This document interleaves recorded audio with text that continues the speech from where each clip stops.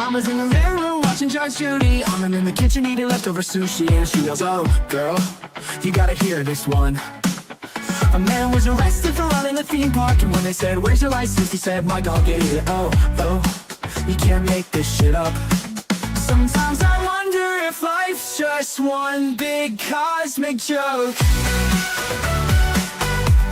It's like she's on a Reddit, reading r/funny lawsuits, yelling from the couch. As she sips on a Prosecco, makes fun of all the weirdos, and then I hear her shout. It's like she's on a Reddit, reading r/funny lawsuits, yelling from the couch. As she sips on a Prosecco, makes fun of all the weirdos, and then I hear her shout. Girl, you gotta hear this one. Mama loves to laugh at how absurd life is, says it's all a comedy and I'm her audience. And I love the way she makes fun of the world. She said, "You'll never guess who with their girlfriend. It was a man who didn't get us out of the bed. He said, 'I've been through hell and now I need some help.' You just can't make this shit up. You just can't make this shit up. Sometimes I wonder if life's just one big cosmic joke. It's like she's on a Reddit, reading r/funny lawsuits, yelling from the couch. As she sips on a Prosecco, makes fun of all the weirdos, and then I hear her shout. It's like she's on a Reddit, reading r/funny lawsuits, yelling from the couch. As she sips on a Prosecco, makes fun of all the weirdos, and then I hear her shout. Girl, you gotta hear this one.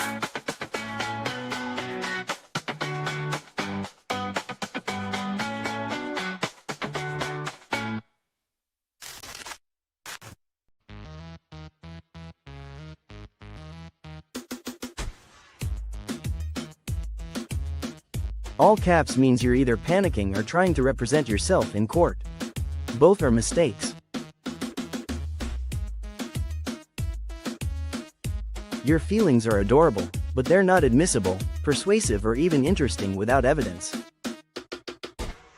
Yes, Heather hates immunity doctrines. It's a personality trait at this point. You don't need to remind her, she wakes up angry about it. Bring receipts. No, I heard it from so and so. This is quid pro quo, not next door. Screenshots are statutes only. Don't fight each other. Fight the law. It deserves it more. If you're offended, excellent. That means you're awake, paying attention, and probably new here. No diagnosing the host. She's petty, not pathological. And don't diagnose anyone else. Stay in your lane, please and thank you. Do not summon the mods. They're tired, hangry, and may bite when provoked. Disagree loudly if you must. The algorithm eats drama for breakfast. Just keep it cute while you argue wrongfully. If you're taking screenshots of my chat, touch grass, tell your handlers. I said hi and find a hobby that isn't me.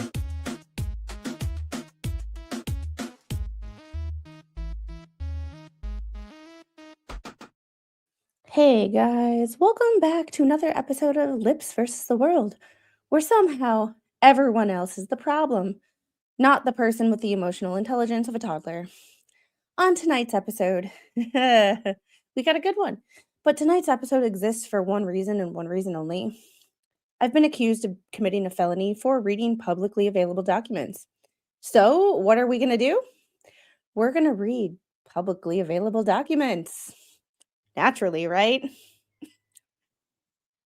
Because here is the thing. Reading court filings is not a crime. When you put your dirty laundry in public filings, people are going to see your shit stains. Sorry, bitch. But here's a bold strategy. This series isn't about opinions. It's about vibes, or it's not about vibes. And it's definitely not about feelings, although it is quite entertaining. It's about documents, orders, motions, and what actually happens when claims meet a courtroom. It's not about how we feel. It's definitely not about trying to win in the court of public opinion. This is looking at a pattern. Everybody on one side of the situation knows her pattern, can see her pattern. But when you accuse me of a felony for reading publicly available documents because it embarrasses you, I'm going to keep embarrassing you because that is just what the hell I do, because that's my pattern. And I'm petty. So, welcome to Petty Mondays. Let's get into this. All right. Yeah, truth rules. Hey, Gary, let's read more documents. Yeah, that's pretty much where I'm at. Like, when you accuse me of a crime for reading documents um, that are publicly available, yeah. Not only is it defamation to accuse me of a crime. Oh, you like the petty verse? Oh, just wait. This is my where is it? Where is it? Oh, I don't have it on this one. I have it on another one. Hold on. Petty, petty, petty, petty. Um, do. Where is my I have all kinds of stuff. So like this one.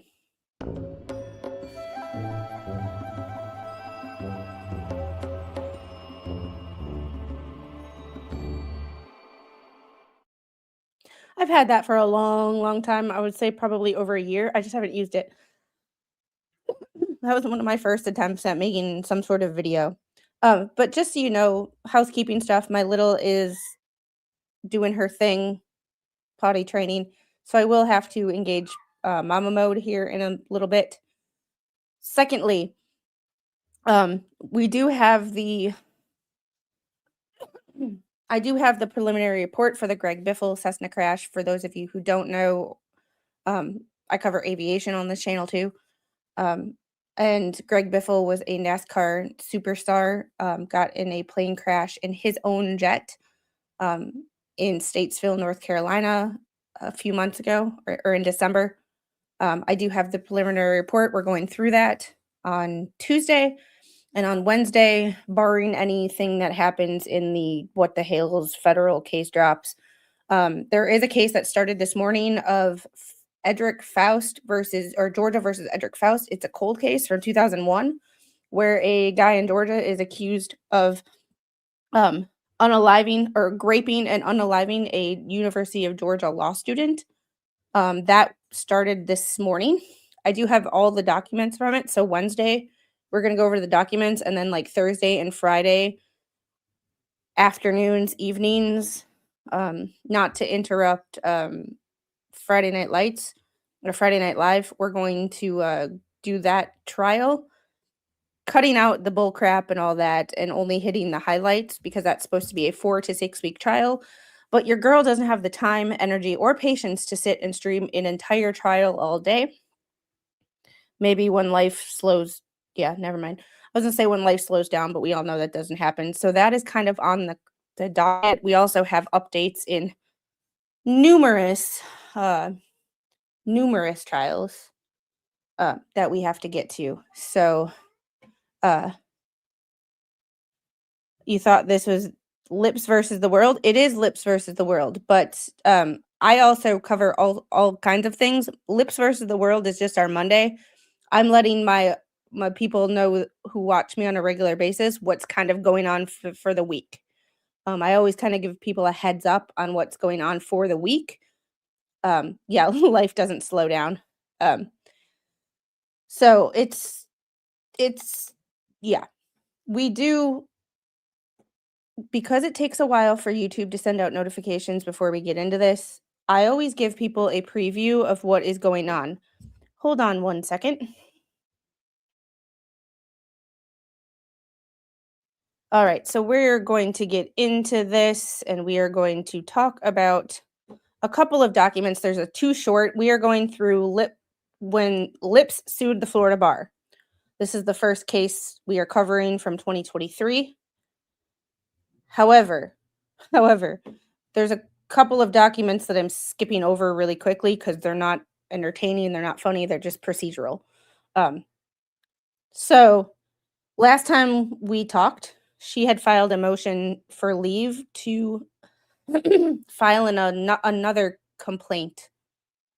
Ugh, another complaint. Like, girl, you didn't file 3 within 8 days?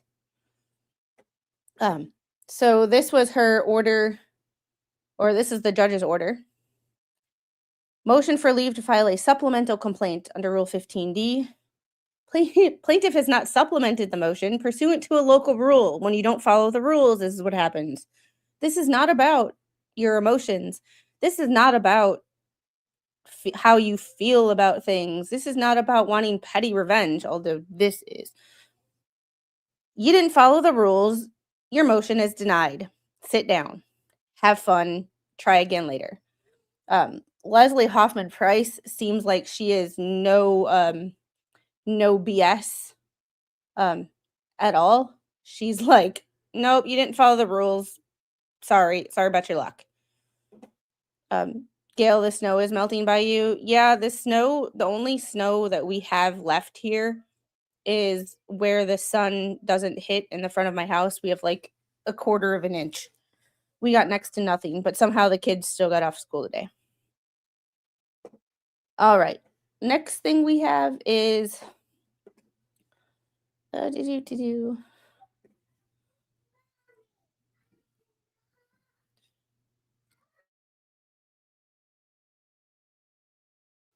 I will be right back in 1 minute. Let's go back to this one.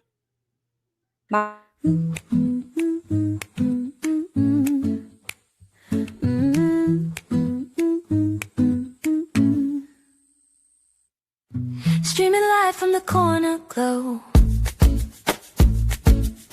Camera on, but the pace is slow. Little hands tugging at my sleeve. Mama's world, it never leaves. One sip of coffee, one deep sigh. I hit pause, no need to ask why. Mama's on pause just for a while. Grab a drink, hold that smile. Bathroom break, life in a Sadie's. Be right back. My daughter needs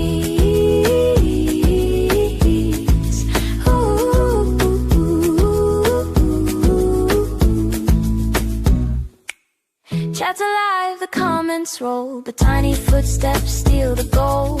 Toys scatter like a masterpiece. Mama duties never cease.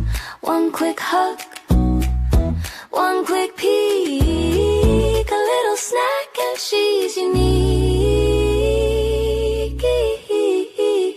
Mama's on pause just for a while. Grab a drink, hold that smile. Bathroom break, life in a Sadie's. Be right back. My daughter needs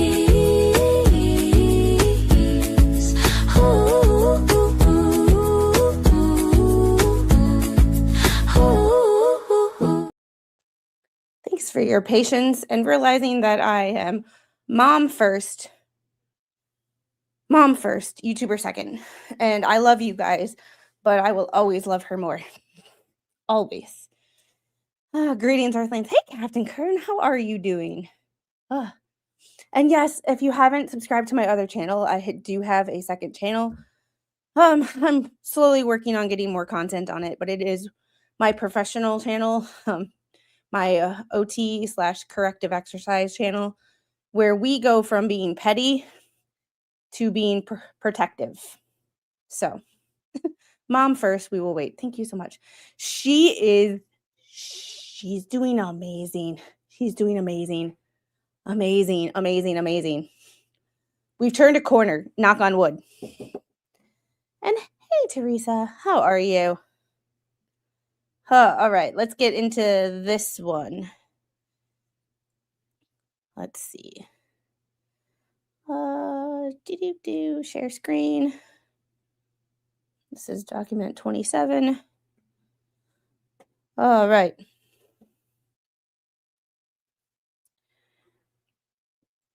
All right, Florida Supreme Court's notice of related actions of plaintiff. So we saw this in Jeremy Hales, where he let the court know about her bankruptcy and all other necessary actions. However, this lays out at this particular time how many other cases that are open. This was April 3rd of 2023. So just in this specific time, and they didn't even mention all the cases. They missed one. For first the potty, then reading legal documents. Let's hope so. I mean, she is smarter than me, but that doesn't really take much. Notice of non-related courts in accordance with Local Rule 1.07. I certify the above captioned case is related to any pending or closed civil or criminal cases she previously filed in this court, or any federal or state court administrative agency as follows: the Florida Bar versus Leslie Ann Federigos, that case number, the Florida Bar versus Federigos, this case number, it's a completely different case. And then Leslie Ann Federigos versus Chartine Vieira, that's her former paralegal, who she mentioned in her original case or in her original complaint. Orange County case number, that, and I also do have that case too, because Orange County is, did you wash your hands? No, it's called the sink.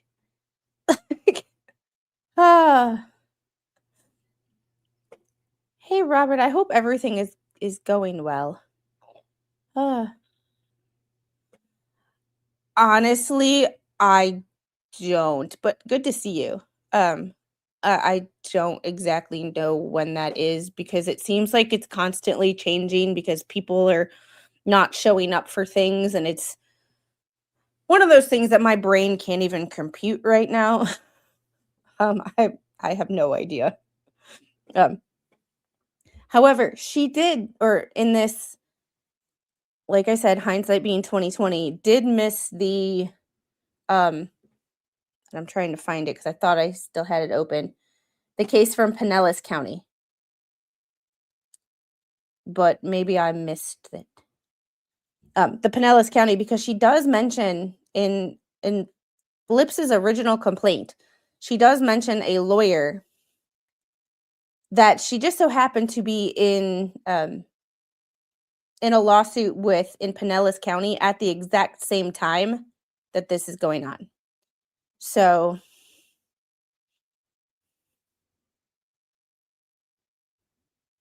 hey, you.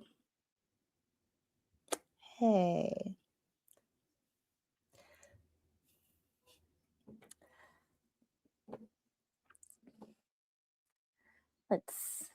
I gotta do something real quick. What did you do? Robert, I hope everything goes well. There we go. All right. I just had to take care of something. She did miss the Pinellas County one that has to do with a lawyer that Lips mentioned in her case, which I thought was interesting. But the crazy don't stop with Lips and the rest. Yeah, but the thing about the rest is that the rest didn't accuse me of a crime. Well, I lied. There was two people who accused me of a crime, but I don't talk to them anymore. However, Lips accused me of a crime and just so happens to have a very public, a public document. So my petty ass makes content out of her. The thing about it, though, is the only person who has asked is Jeremy. The other cases, they bring up to the judge that she has pending litigation, but they never actually use the term vexatious litigant, and they never have filed they have never filed anything, a motion to get her labeled as a vexatious litigant. The only people who have ever done it is Jeremy. Or I can't say Jeremy, it's Jeremy, Megan, and Tug, and that whole lawsuit. But Randy in that Jeremy, Megan Tugg, and I can't remember who else lawsuit is the only lawsuit where someone has ever filed a specific motion to get her labeled as a vexatious litigant. So the other ones have brought up the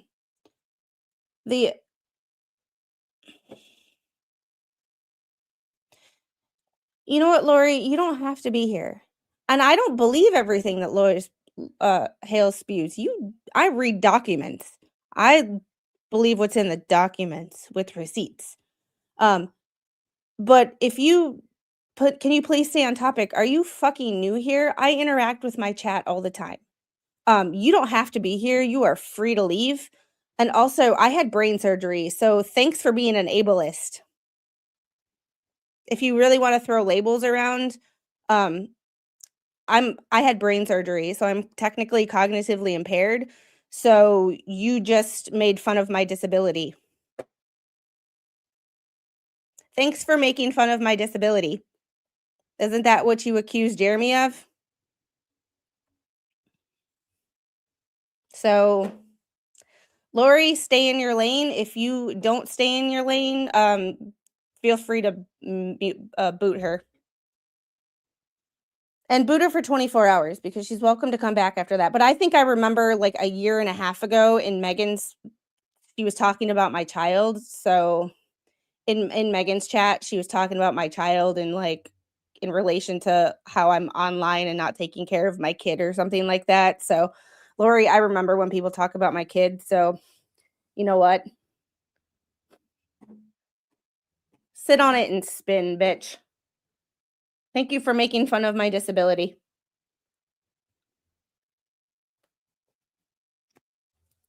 Well, does that mean I'm ADA protected? No, because ADA generally has to do with protections in the workplace. Lori's just a bitch.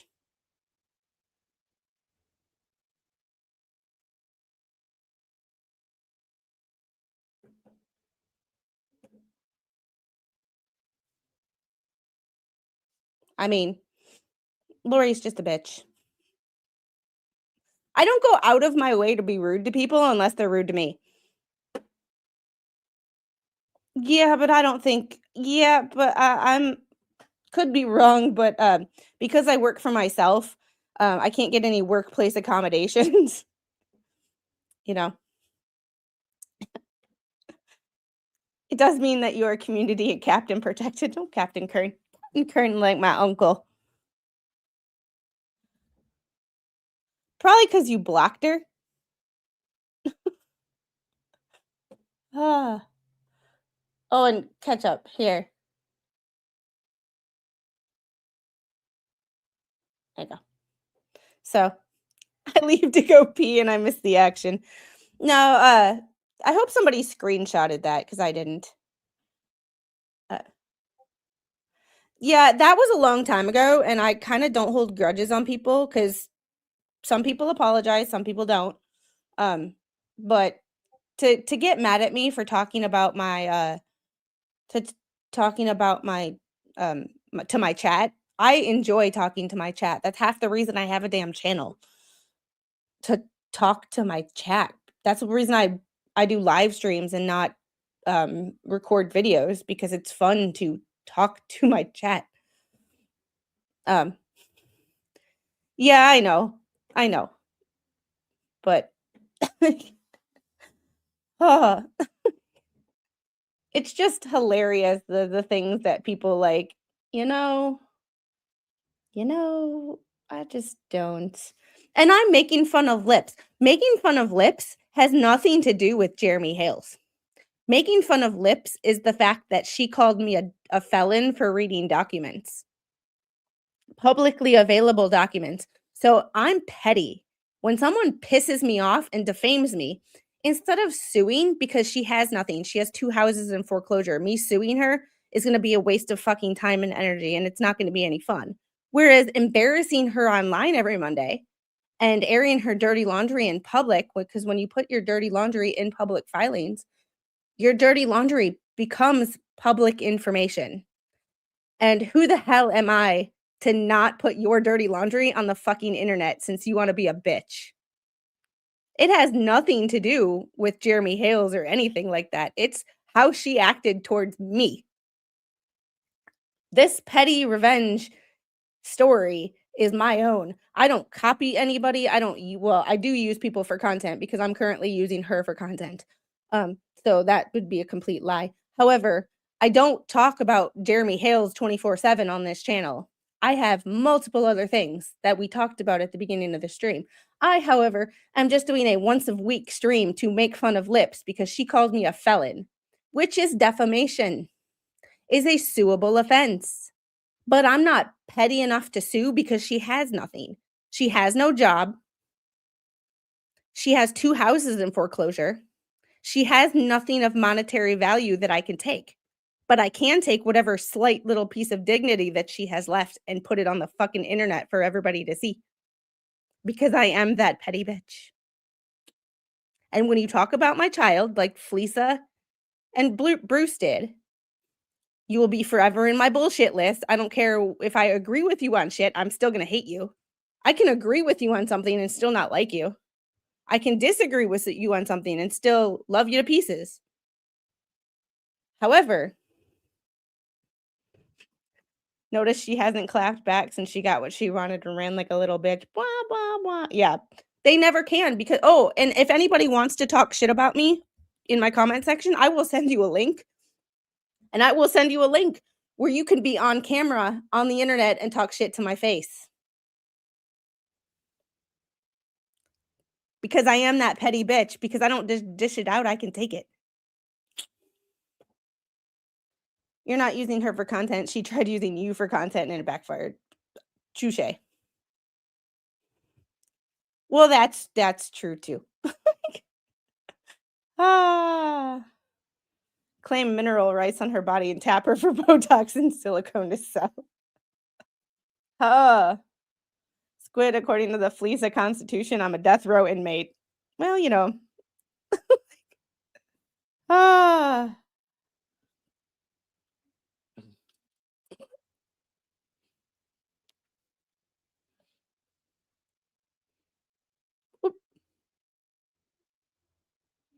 And thank you to the person who just DM'd me.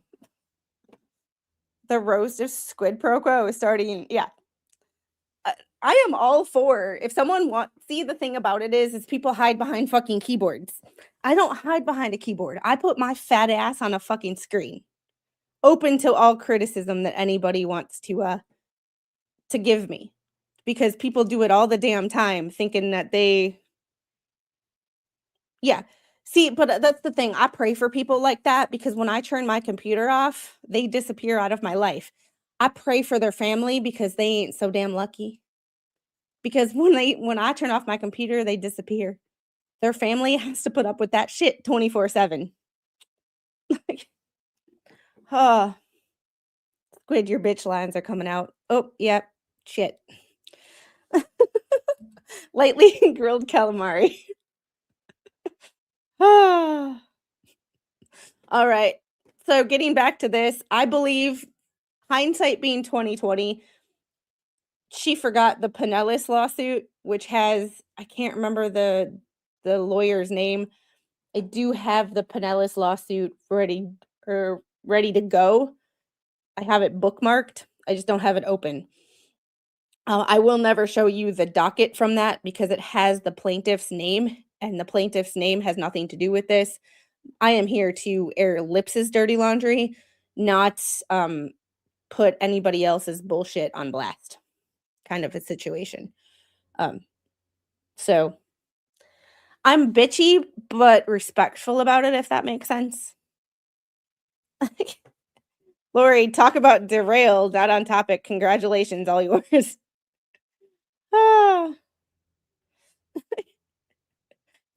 Hey. And I didn't boot Lori, so she's still here, able to talk. Well, she puts her dirty laundry in public filings, so everybody can see that she shits herself.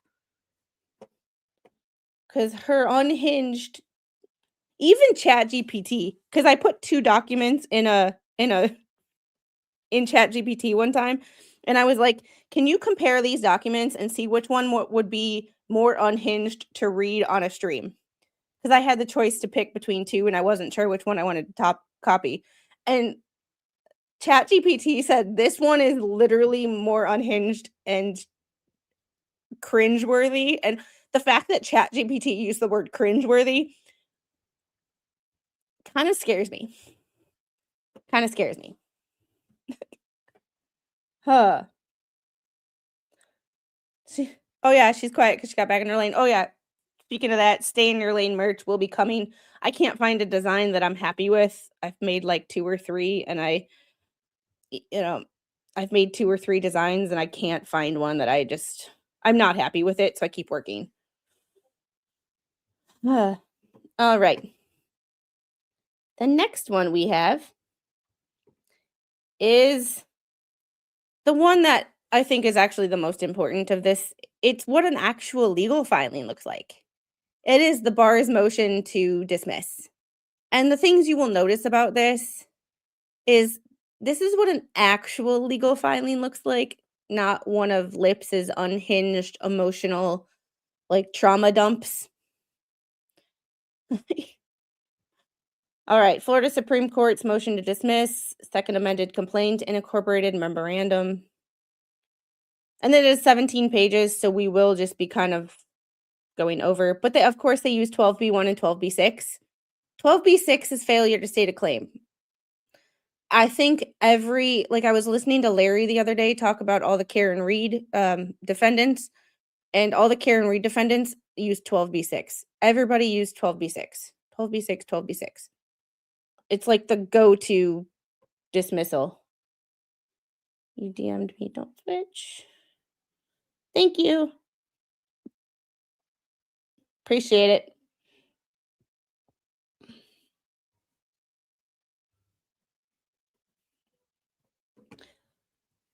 All right. Plaintiff lacks standing to bring this lawsuit. Further, the action is barred pursuant to 11th Amendment and absolute immunity. And plaintiff complaints fails to state a cause of action. There's the 12b6. However, unlike most 12b6s that I've seen, all of the defendants in federal 2 used 12b6. Bruce used 12b6. This 12b6, I believe, actually has a point. Because, I mean, I'm no lawyer. I never claimed to be. See, there's the distinction. I never claimed to be a lawyer. And just unlike Lisa, nobody's ever mistaken me for a lawyer. Are there any nautical signal flags for stay in your lane? I don't know. I was aviation. I was not a surface person. So all that knowledge went out the window. Huh. It's this one might actually work. Additionally, plaintiff fails to plead any of the essential elements required for declaratory relief. Therefore, plaintiff complaint warrants dismissal with prejudice. Say 12b6 one more time. He would be better. There's so many places I could go with this because somebody actually has a doll. And it's not me. Hey, Paul, how are you? Good to see you. All right, procedural posture, February 2nd, 2023. Hey, that's exactly 3 years ago. Hey, happy anniversary of you suing the Florida bar. If you're watching this. Cheers, lady. And this is, yes, we read through these lawsuits, but this isn't like a serious stay on topic. We have to get through this. Like, this is important to the storyline. This is completely a look at this shit and see what Lips is trying to pull long before she ever knew who Jeremy Hales was. This is just this is purely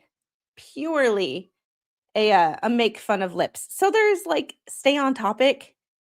This is how we get our week started off with comedy.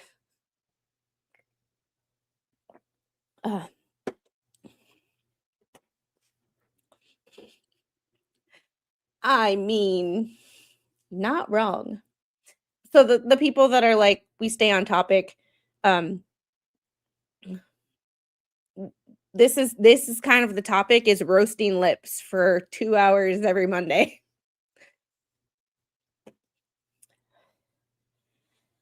Huh. So if you wanna be in here and be like, "Stay on topic," this kind of is. Oh, boy. Mm. And the thing about it is she has been nice. Well, back when I used to be in Megan's chat before I got, like, life got in the way and, whatever. Um, I used to be in there before I really had my channel up and going, she was in there talking about my child, but she was also like, "Oh, I love your channel," or something along those lines. Like, I really there's a lot of people who were like, "These hoes ain't loyal," kind of a situation. On topic here, ha, funny. This is kind of the just shoot the shit, whatever happens. Like, we don't have a serious, like, we have to get through this document today because tomorrow there's going to be 5 more documents that we have to go through. Um, this isn't like Wednesday where we're going to go through all the documents a lot of the documents in this unaliving trial, this cold case. I do have access to all those documents because it is in Clark County or Athens, Clark County, where UGA is located. That's the same county as the NIL lawsuit that I'm covering. That's the same county as Lake and Riley, and Jose Ibarra, that we still have to get to his 3-hour hearing. We got shit to do. So this is a laughing stock stream so that when we talk about the serious stuff, like the unaliving cases and the raping cases and all that awful stuff that happens in this world, this is the entertainment value that we need to keep things lighthearted. Kofi link. Hold on one second. Or Kofi link. Oh yes, that will be tomorrow. NTSB stuff tomorrow. Greg Biffle. I'm also waiting for the NTSB report on the Bangor, Maine crash. But I'm also talking to Mr. Squid about that one because he's my aeronautical expert. He's got an aeronautical engineering degree. But he might not be able to help me out very much because we find out today if our family has to go through another round of background checks for his job, and he will not be able to even speak on camera, or speak.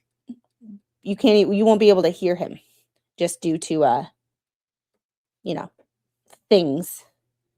So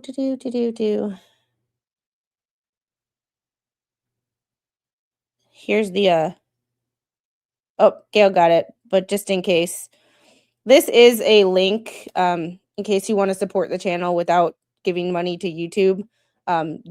Ko-fi takes 5% and YouTube takes 30%. So Spawn 2 with his grumpy ass. Oh. And thanks for the $5 for Ko-fi. I appreciate that from John. And Debbie, I did get a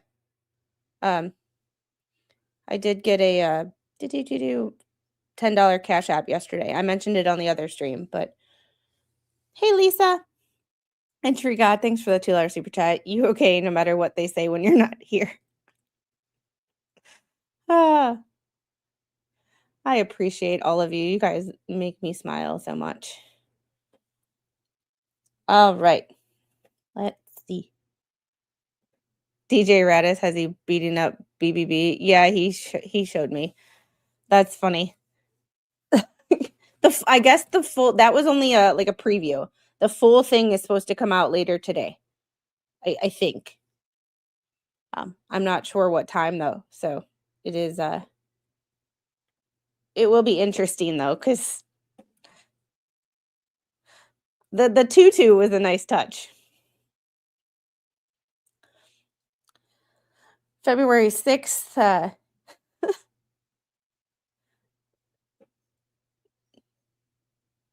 Yeah, not exactly, James, but I can't say because I don't actually know. It's classified.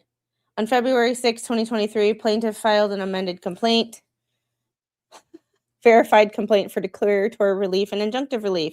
February 9th, plaintiff filed a motion for leave to amend with enclosed second amended complaint. Then she filed a order granting the motion to leave. Plaintiff filed her second amended complaint on February 10th. She filed 3 complaints within 8 days. Nutcase. I love that Pick Radis has you need to use that as your avatar. That was holy resting bitch face. Like holy resting bitch face. Yeah, well, secondary, Sharon, well, I think you were in the stream when I was talking about it, and we looked through something, and we're like, if that's true, Jeremy could use this information. That was not my intention when I started doing this, but I am going through these documents one by one. There might be information in here that Jeremy could use to disprove as if he needs more receipts, but disprove some of the claims that she's made and also use things in their lawsuit against her. I didn't think of that. But when I was going through one of her amended complaints, it kind of clicked. Yeah. Yeah, apparently those are on if I can ever get my butt to lose 40 or 50 pounds now, I'm gonna buy those. I think they're on Amazon. Plaintiff filed a notice of service of process February 16th, indicating defendant was served. So just the facts that aren't really important. I'm skipping over shit that doesn't really matter in pertaining to the bullshit. Plaintiff alleges count 1 of her second amended complaint that Chapter 3 of the Florida Bar Rules are unconstitutional, as they would leave a person with a reasonable belief they would not be afforded an impartial tribunal.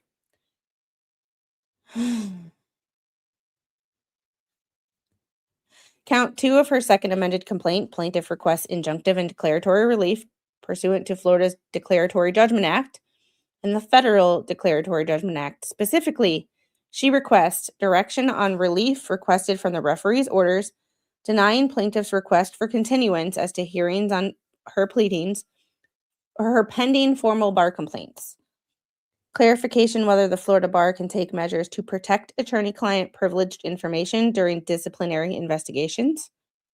Clarification as to why the Florida Bar believes their process does not create a reasonable person from fearing they will not receive an impartial tribunal. Jesus. Plaintiff seeks declaratory relief as the purported, suggested, or desired actions by the Florida Bar, but fails to specifically plead whether this court is directed only at the Florida Bar or both defendants. Plaintiff alleges in count 3 that pursuant to Title II of the ADA, plaintiff should not have to continue to endure discriminatory statements during court and in pleadings directly targeting her disability.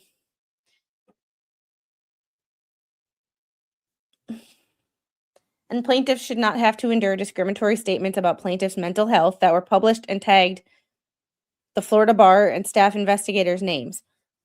And see, the ADA doesn't cover, it covers workplace accommodations. It doesn't cover statements made by individuals. That would be like libel or slander or defamation territory. Not that it is, but I'm just saying that would not be an ADA accommodation. ADA accommodations are things like making sure that if you're in a wheelchair that you have an accessible bathroom, making sure that you can get in and out of the building independently. If you have, I'm not sure if they do accommodations for ADHD. However, like if you have sensory issues, making sure that you have a low light area where you can work without having sensory overload. Those kind of situations. In a public place, yes, but as far as businesses, there is, mental health and there is accommodations for workplace that are not, that are not access. So accommodations, reasonable accommodations, like, if you have a back injury, making sure that you have a job where you can sit down at least, 15 minutes every hour or something along those lines. I'm just making those up for general education. Those are not specifics according to the law, but those would be around the same things.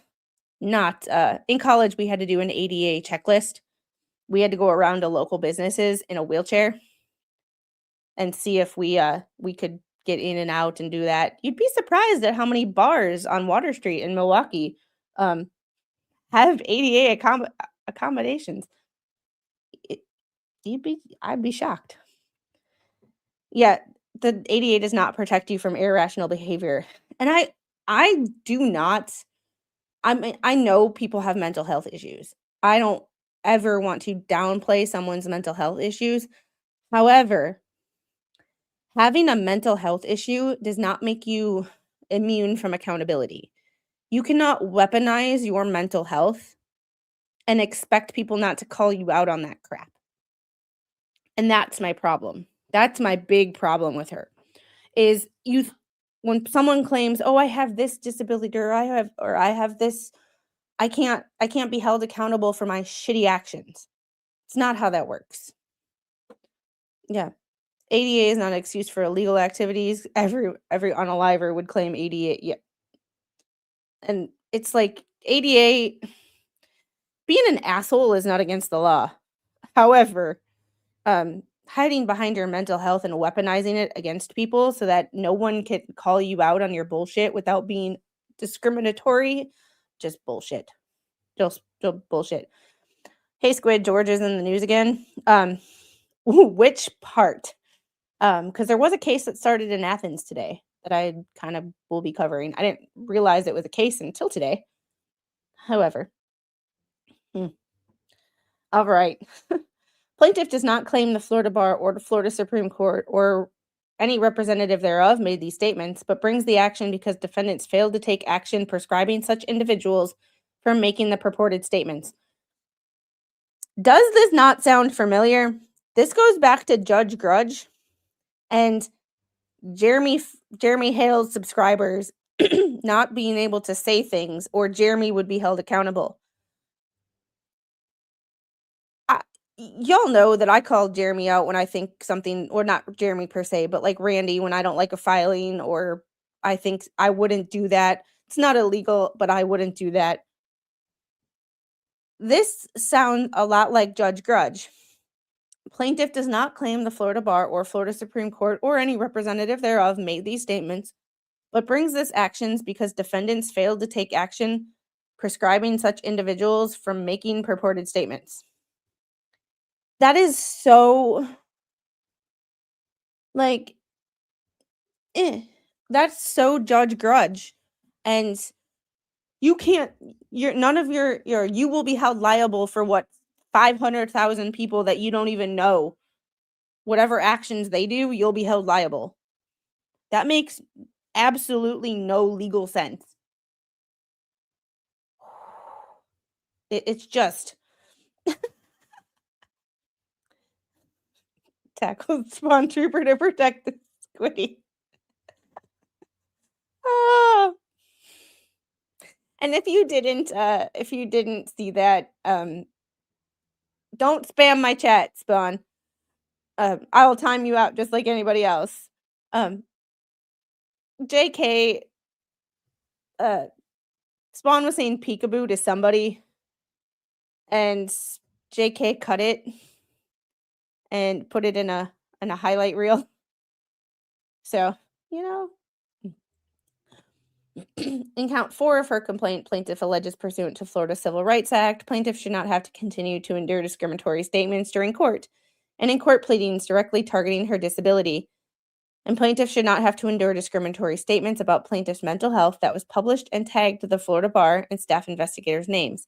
Plaintiff again does not claim that the Florida Bar or Florida Supreme Court or any representative made these statements, but brings action because defendants failed to take action prescribing such individuals from making the purported statements. I'm holding you accountable because other people wanted to wanted to talk shit about you.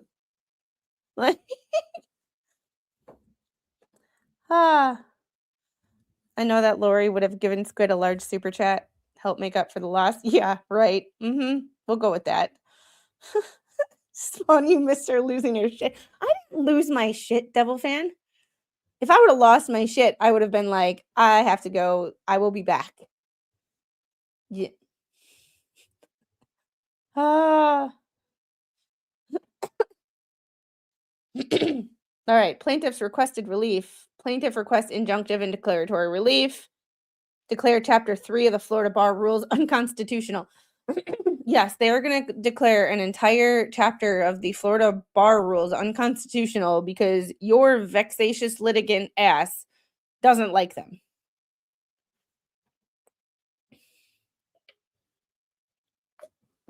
Oh, Spawn Trooper, I'll send you the screenshots later. Multiple people sent them to me.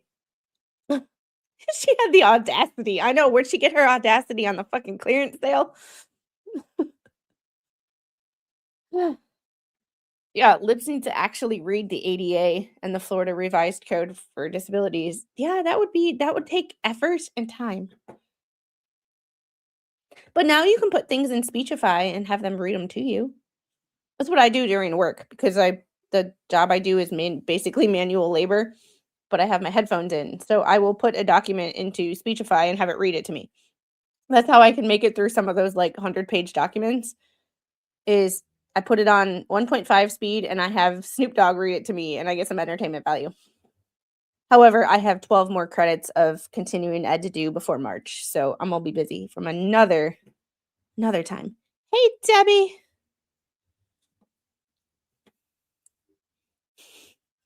Get on with it. Time and money. Who's guilty? Skip to the end because I want to hear what happened. Oh, be in touch, Spawn. Tomorrow, Greg Biffle preliminary report if you have time.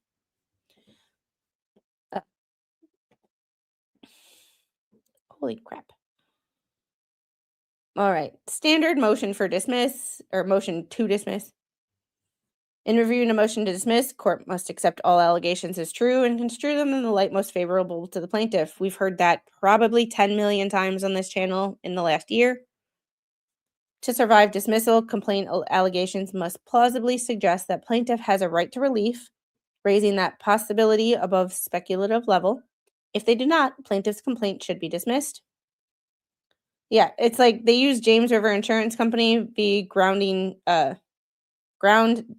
down, whatever that, engineering incorporated. But, citing Bell v. Twombly. Everybody cites Bell v. Twombly. Duncan, Idaho, member for 16 months. Best wishes from Washington. Hope you're well, Squid. Hope you are doing well. How are you and your better half?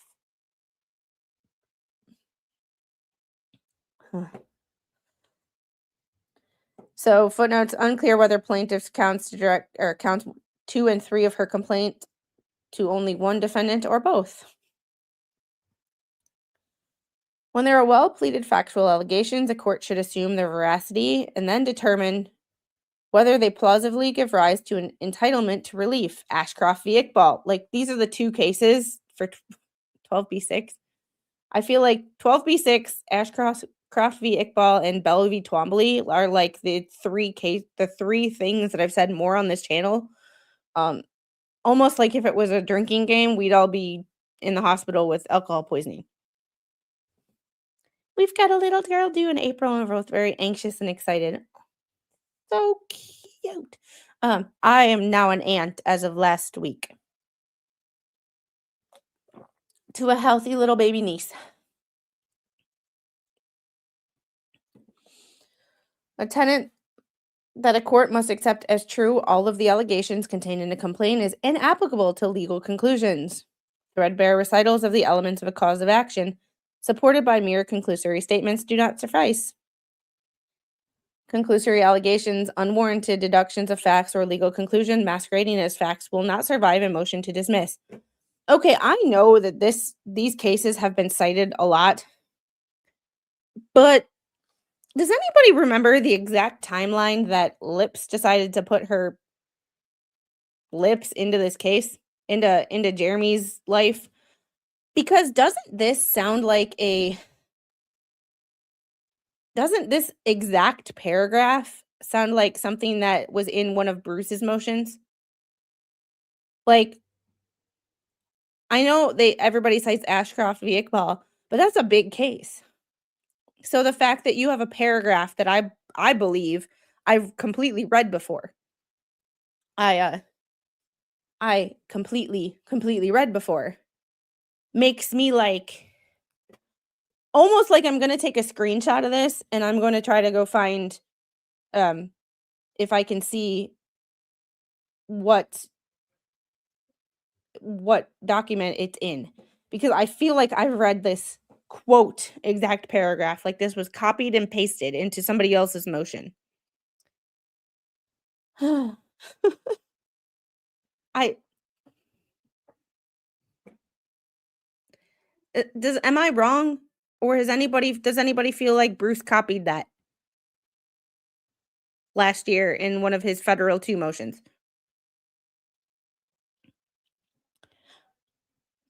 Plaintiff lacks standing. Federal courts are of limited jurisdiction and can only adjudicate cases and controversies. U.S. Constitution, Article 3. Constitutional element of standing requires a plaintiff suffered an injury in fact, and that is fairly traceable to the defendant's conduct, and the injury would be redressed by a decision in the plaintiff's favor. Could be BBB or paint chips. Last March? Maybe.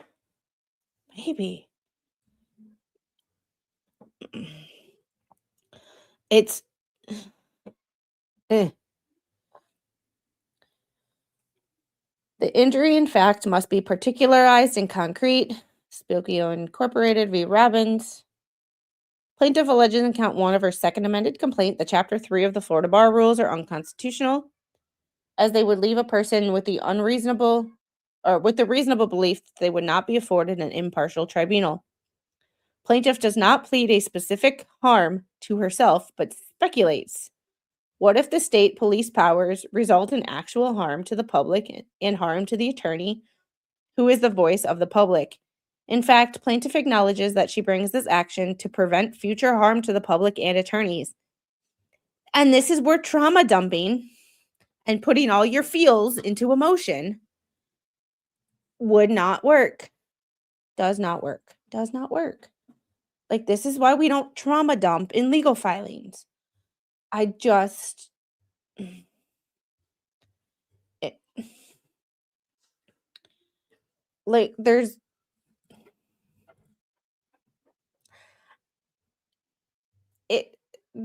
puts it so clearly that she is just ridiculous on so many levels. Hey, Timothy. I know that Work Suite 2005 had a multi-document search. I'm hiding from family for a while. Good luck. Let me know if you need anything.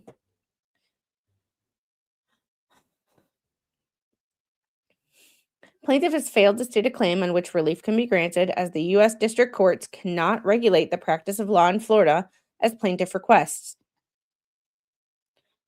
Article 5, Section 15 of the Florida Constitution provides that the Supreme Court shall have exclusive jurisdiction to regulate the admission of persons to the practice of law and the discipline of persons admitted.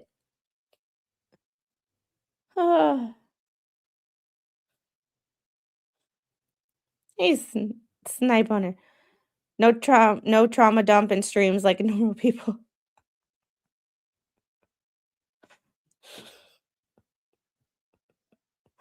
I wonder if they search for motions that may have worked in past cases and reword it to apply to their stupidity. Possibly. I know that sometimes it's like judges have called out people taking cites out or case law out of context. However, I feel like that whole paragraph I've read before. I don't know if it was in one of Fleece's motions or one of Bruce's, but I feel like that whole entire case, like paragraph I've read before. Hi.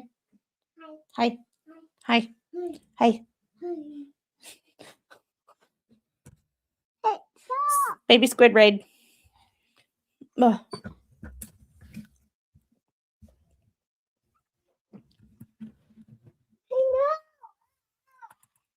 Well, I can't get out.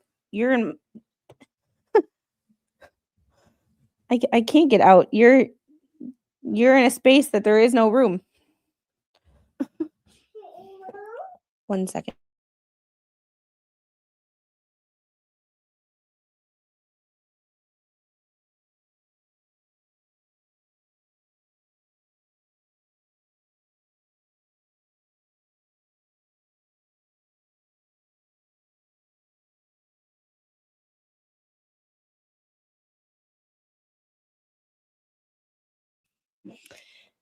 Can you call it a raid when she owns the channel?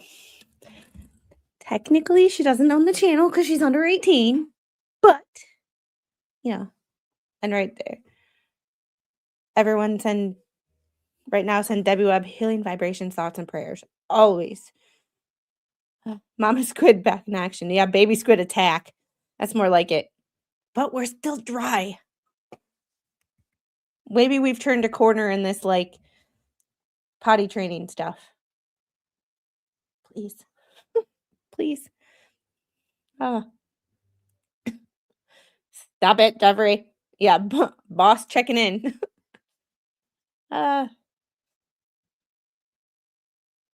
Rule 3 of the rules regulating Florida Bar, titled Rules of Discipline, promulgated by the Florida Supreme Court pursuant to its constitutional authority, sets forth the procedures for attorney disciplinary proceedings. Rule 3-1.2 of the Rules of Discipline states the Supreme Court of Florida has the inherent power and duty to prescribe standards and conduct for lawyers to determine what constitutes grounds for discipline of lawyers to discipline for cause, attorneys admitted to practice in law in Florida, and to revoke the license of every lawyer whose unfitness to practice law has been duly established. It's one of those situations that it's like one state can't tell another state how to run their state.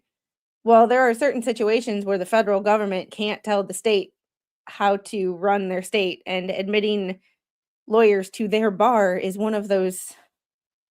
The federal government cannot tell a state how to discipline its attorneys.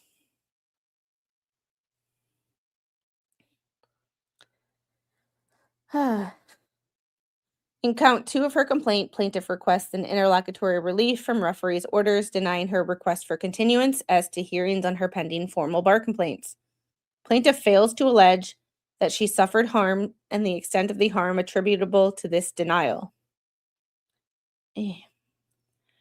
There appears no injury in fact to plaintiff, and she has failed to plead any such injury. Furthermore, plaintiff fails to allege that any such purported injury is fairly traceable to the defendants. Hey, Jen.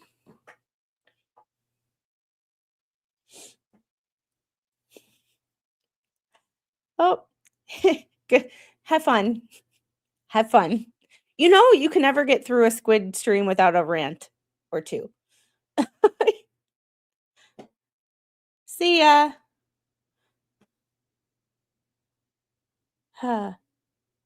Plaintiffs in counts 3 and 4 of her complaint seeks declaratory relief as to whether the Florida Bar can take measures to protect attorney-client privilege information during disciplinary investigations. Plaintiff seeks injunctive relief, requesting this court to mandate that defendants take action to enjoin other parties from making discriminatory statements during court, in court pleadings, and prohibit such statements tagging parties associated with defendants. Furthermore, plaintiff fails to allege that her purported injury would be redressed by a decision in her favor. Plaintiff fails to allege injury in fact to herself.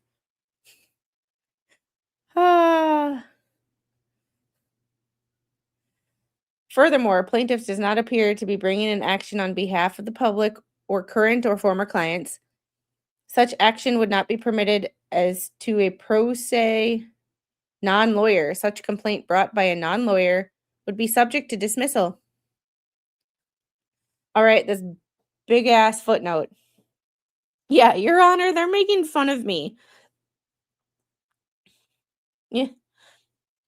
You know, kind of one of those situations where it's like,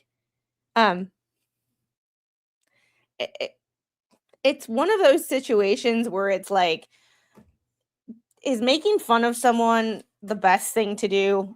Not always. Not always. Sometimes it is in defense of yourself or others. But is it sometimes necessary? Sometimes. However, is it illegal? No. No. And that's the distinction. She wants to go cry. They made fun of me. They made fun of me. They called me crazy. You know how many fucking people call me crazy on a daily basis on the internet? Probably 100, maybe 1,000. I don't fucking know. I don't care. But it's like, dude, sometimes you just gotta grow a pair, get a thicker skin. You can't put yourself on the internet or put yourself in a situation where you're public facing, I don't know, like a lawyer, without being willing to take some criticism. Because you're going to get it. Every public facing person in the world takes criticism. The job I do, my boss he gives me, even though he's a friend of mine, he gives me criticism so that I do a better job. When I don't do the job up to his standards, he will give me feedback. The businesses that hire him to do the job will give him feedback on how he's doing the job. If you can't take feedback, and there's a way to give feedback where it's not like, rude and shit, but like, yeah, if you put yourself out there, expect some people who aren't going to like you. There's 350 million people in just this country alone. Not everybody is going to like you. And guess what? That is okay. That is okay. Not everybody's going to get along. Not everybody's going, even people that do agree and do get along are not going to agree on everything. Chucky and I, for instance, there's probably a list of 100 things, probably at least 25 that we won't agree on. But that's okay, because there's a mutual respect that you give to people. Roasting is not illegal. Yeah, and unfortunately, being an asshole is not illegal either. But when you're an asshole to people, expect to get pushback. Which is why, like, I am not perfect by any means. Do not ever claim that I said I was perfect, because I am not. Far from it, in fact. However, I don't call people by names unless they've done something to me. I won't just go out of my way. Like Lori, I wouldn't go out of my way to be rude to her if she wasn't rude to me first. She was rude to me a year ago, and I kind of like let it go because it's not worth my time or effort. But it's funny that she claims to, like, I can't stay on topic and all of that shit. However, she's a member of this channel. So, which means she subscribes. So, all right. Defendant requests this court take judicial notice pursuant to FRC or Federal Rules of Evidence, Rule 201, of a related case wherein plaintiff filed an action in Ninth Judicial Circuit, Federico's versus Vieira.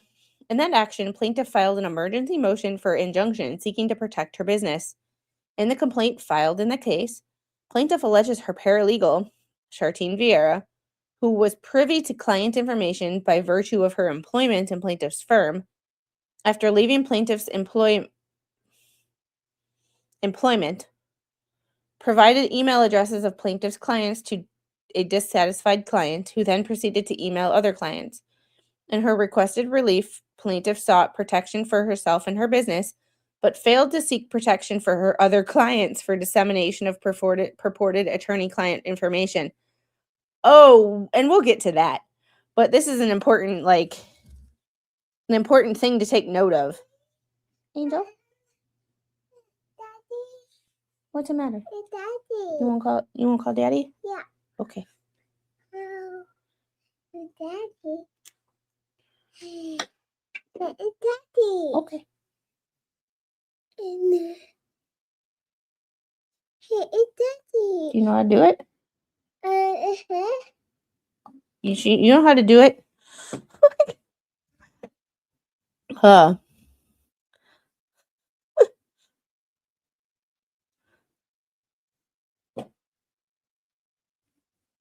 You didn't call Lori names. Gee, what rhymes with Lori? Sometimes difficult to excuse stupidity. If it was illegal, our courts would be rolling in dough. I know, right? No. Here and after. Thanks for being a member for 3 months. Rant hilarious on fast speed. Oh my god. You want to call Grandpa? Yeah. Okay. This. Okay. Yeah, too big for her own good. Hey, Maud. All right. Plaintiff has since filed a notice of voluntary dismissal in that case. Plaintiff acknowledges in her instant complaint that she hired a paralegal without a thorough background check. That sounds like a her problem. Oh, but that also sounds like a yeah, that also sounds like a Florida thing because that's what the high school did. Just saying. Hey, Wriggles, work really needs to become more flexible for my YouTube habits to flourish. Greetings, all. And later determined that the paralegal had a criminal background. How are people a paralegal with a criminal background? I don't know about y'all, but in order to get my license in as an occupational therapy assistant, I had to go through a background check. I'm just saying, like, I had to go through a background check. Mr. Squid's job, he had to go through a background check. We all had to go through a background check for his job. Hell, my freaking 3-year-old has been through more background checks in her short little life than most people in their entire life. If my daughter can have her first background check at 6 weeks, yeah, ask me how that one is possible because apparently it is. It is possible to do a background check on a 6-week-old. I don't know what they found, but it's possible to do a background check on a 6-week-old because she had 2 before her first birthday. With that being said, how is someone in the legal industry, paralegal, lawyer, clerk, even a secretary in an office, without a background check? Yeah, even your volunteers need a background check. Like, I background check people that email me or that, like, because I'm like, I want to know who I'm communicating with. Like, you know, auctioneers have to have a background check. Then why did she break the law by not background checking her paralegal, or does a paralegal not require a background check for a license? I don't know. But Lady Horse 1957, thanks for the $5 super chat. Hug Squid. People are just stupid at times. Love your content. Thank you so much. And love me or hate me, I'm just me. Like, I don't fake it for the camera. You can ask my dad. You can ask people who talk to me offline. This is me. But my other channel is like me in a professional setting. So if you ever wanted to see what I acted like with patients, that's how I act. This is how I act when I'm like in real life. Out at the bar with my friends, out shooting pool, out taking my daughter for a walk or to the park. This is how I act all the time. That channel is how I act if I'm in a clinic. So there's a slight difference, you know? I had to do a background check and do a HIPAA form or a HIPAA class just to clean one of the offices that I clean. Yes, ETM is my drama-free zone. And I was watching Just Jay this morning. I saw him talk about this stuff, and I saw somebody in the chat ask who ETM was. And I was watching on Replay Crew, so I couldn't comment. But ETM, if you ever hear someone say ETM and put an ETM link, ETM is my other channel. It's Evidence Through Motion. Very slight difference, Squid. Yes, Devil Fan has worked with me in a professional setting. Unfortunately, not this morning because I had a migraine, and not only adding insult to injury, when I was helping the little get dressed this morning, she kicked me in the face. So, yeah. Yeah, I had a background check for work, volunteer at the school, drive kids to sports events, thankful for background checks. So I did a clinical rotation in college. My second the last semester before I graduated. I did a rotation at the VA. I am a vet. That's where my doctor was at the time. I still had to do not only a background check, but had to get fingerprinted to volunteer, basically free labor, 40 hours a week at the VA in college. Make it make sense. Furthermore, plaintiff took immediate action to protect her business and herself by filing an emergency motion for injunction, but failed to request protection for any attorney-client privileged information. And this is one of the things that I can't think of, or I can't fathom. You protect yourself, and this is maybe the selfishness. You protect yourself, but you don't protect your clients, which is the whole reason that you supposedly filed the suit, was attorney-client privileged information. You didn't bother to protect any of your clients, but you just wanted to protect yourself. I can totally understand wanting to protect your business. Not knocking her for that at all. But you wanted to protect yourself and you didn't protect any of your clients. I'm just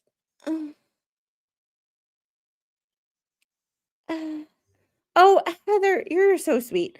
Here, watch. That's how I support you. One day, hopefully, I can do more. And honestly, watching, subscribing, and hitting that like button and sharing the stream out is honestly the best thing that people can do. Like, to be perfectly honest, helping my channel grow even a little bit means the world to me. But I love your name because we share a name. So for those of you who don't know, I go by my first name on my other channel. And my name is Heather. So someone tried to like out me by saying my name was Heather, and it was like, most people know it anyway. So hi, I'm Heather. But common sense, thank you so much.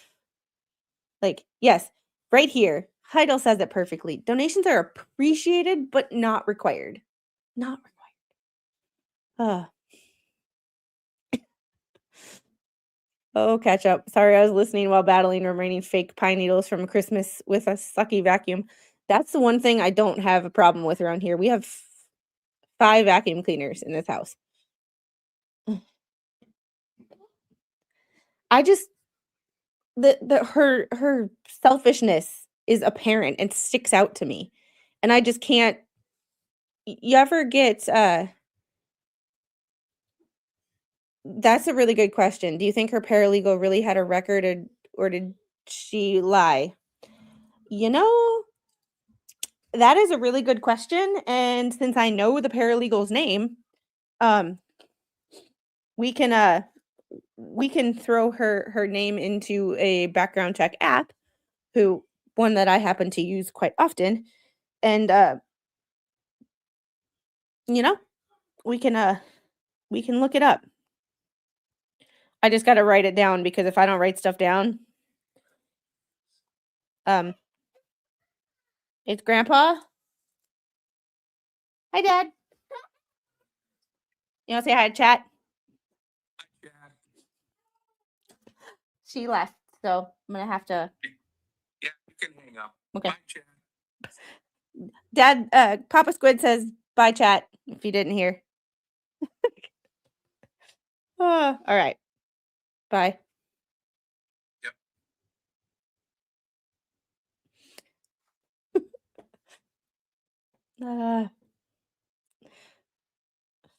Yeah, just get that right there. Ketchup has a brand name, not the funds for a Dyson. Just Jay get a Ketchup and Dyson grift stream coming soon.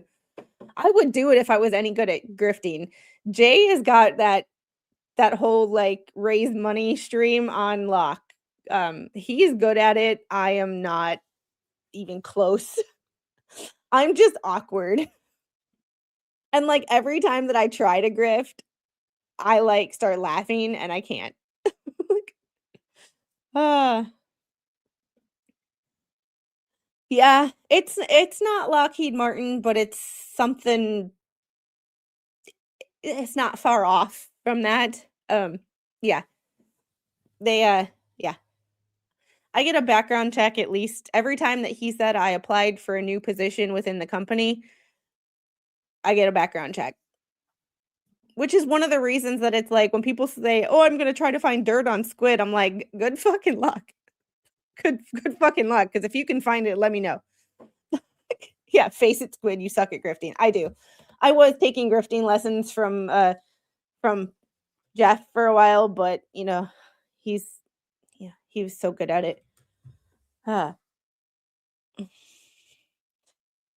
yeah, especially J Hip's birthday grifts, and I happen to know that the whole raising money for Megan's birthday is not till tax day.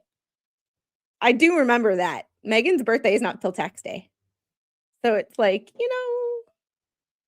yeah, when I first moved down here, I tried to be an insurance agent so I could still help people. And I realized that one, insurance isn't for me because those people are no. But secondly, I'm really bad at like sales. Really bad at sales. And then I start my own business and I try to, you know, because I'm going to try to start getting that evidence through motion off the ground as an LLC in the sense of doing one-on-one corrective exercise trainings with people virtually and for the locals at a gym near here. But in order for me to do that, I have to self promote, and I'm so bad at that. So bad at that. But that's one of the reasons that Gail is one of my mods because she is my grifter extraordinaire.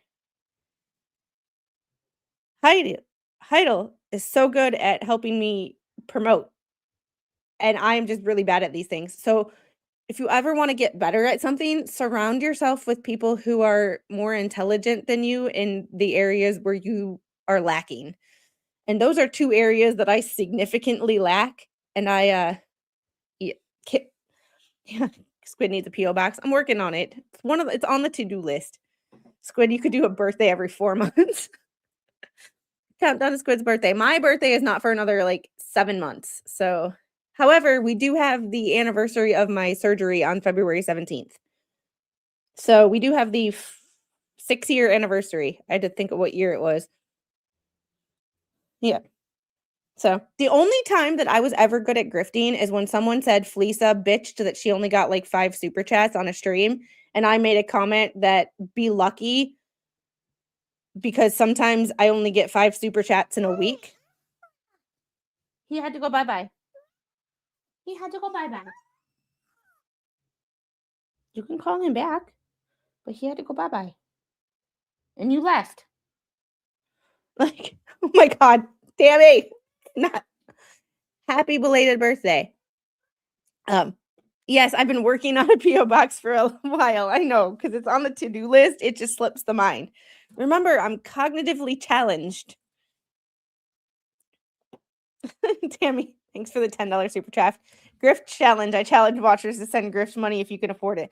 Like, I don't even do the super chat goal thing because I find it grifty and cringy when I do it. When other people do it, it's fine. You do you boo boo whatever it works for you. I do it and I feel like I'm cringy. That's how sucky I am at that. Yeah. Yeah, little squid, I'm a big girl now, potty grift.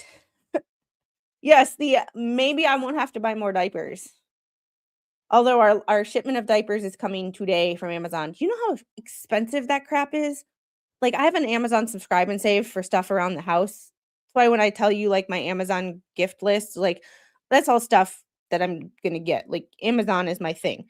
But, like, holy crap, like, I looked at the freaking credit card bill today after all the stuff got billed, and it was like, Jesus Christ, it's like $50 for diapers.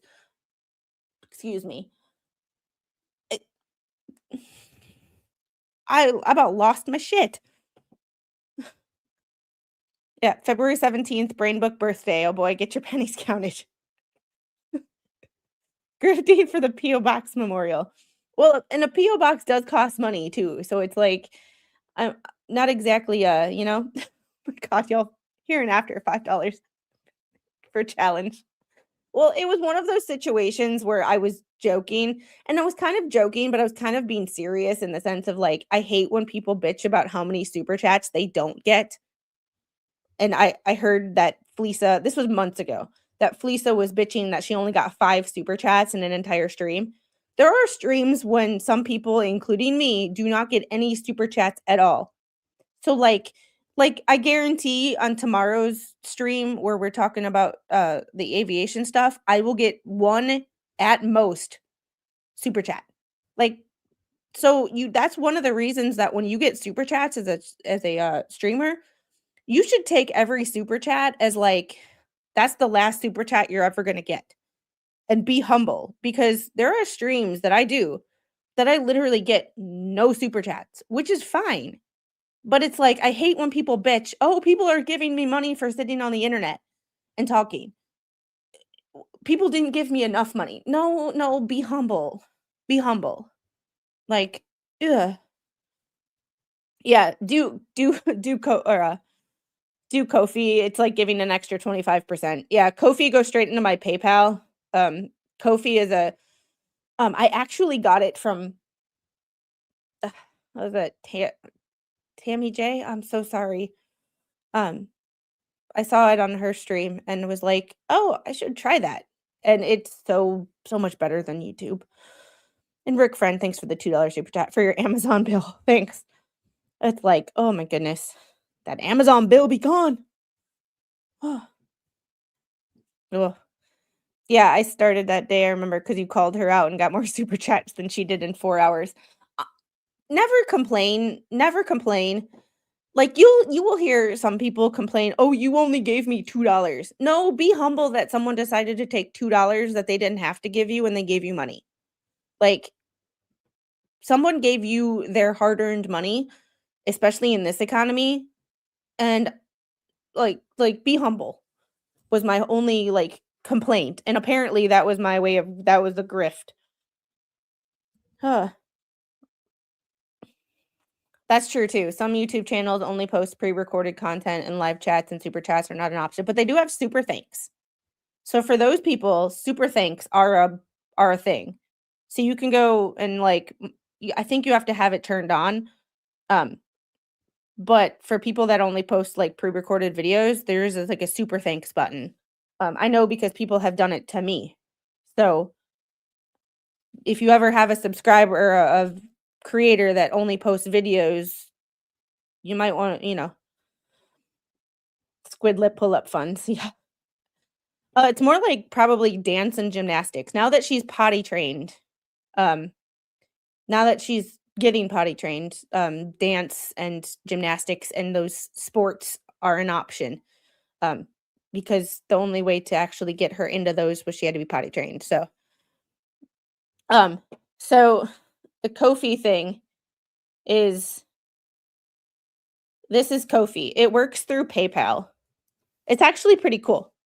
Because I can go in there and I can update I can give there's a feed, you can follow me on there. I can give little updates. I can even do a blog. I'm not that kind of person, but I can respond directly to people when they can write me a message and I can respond directly to it and kind of have a little conversation. The old reverse psychology, she is smarter than we give her credit for. I didn't mean it like that.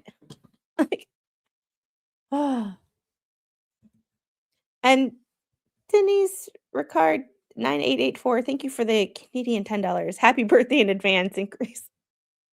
I'm I'm not gonna read that last part because everybody can read it for themselves, but we're not gonna drink anybody. But in case you push up daisies, I hope that's not the case. But you know,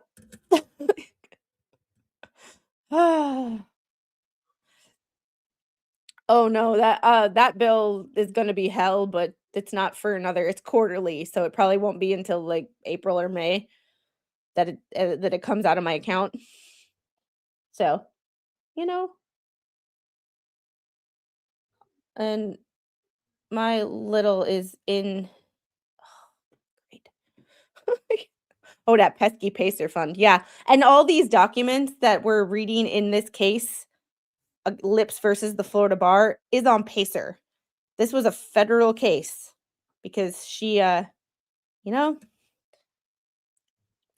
you could always grift your birthday as an unbirthday, like Valhalla. Yeah, now that I'm 40, can I start counting backwards and just go back to 0? Because I mean, you kind of do, both cognitively and physically. You kind of go back to childhood. All right. Plaintiff's actions against defendant is barred by 11th Amendment immunity. And you see how they bring up facts? They don't bring up emotion. Not once has this lawyer ever brought up how she feels about the plaintiff. Because I'm sure she has some strong feelings as she is writing this. But it seems to never make its way into into into the document. Sorry, I just laughed at this. The memorial of the memorial. Let's not talk about memorials unless someone's buying a bench. Mm. But apparently, Mr. Squid is working a crap ton of overtime this first quarter of 2026 because he wants to remove all the trees between us and our neighbor behind us and put in a 12 by 28 shed and have a man cave. When is your half birthday? That could be a grift, or you could do what Nick Starr does, the Wheel of Regrets. Yeah, the Wheel of Regrets.